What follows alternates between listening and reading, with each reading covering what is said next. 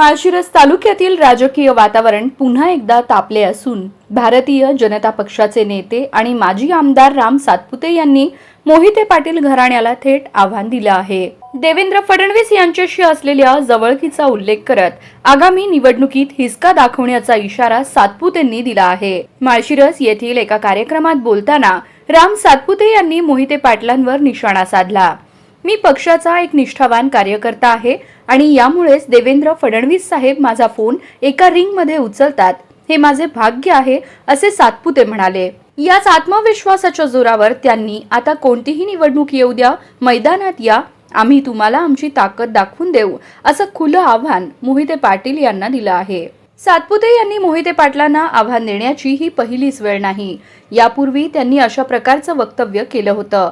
नुकत्याच झालेल्या 2024च्या लोकसभा आणि विधानसभा निवडणुकांमध्ये मात्र राम सातपुते यांना पराभवाचा सामना करावा लागला होता। लोकसभेसाठी काँग्रेसच्या प्रणिती शिंदे यांनी तर विधानसभेसाठी राष्ट्रवादी काँग्रेस शरद पवार गटाचे उत्तम जानकर यांनी सातपुतेंचा पराभव केला।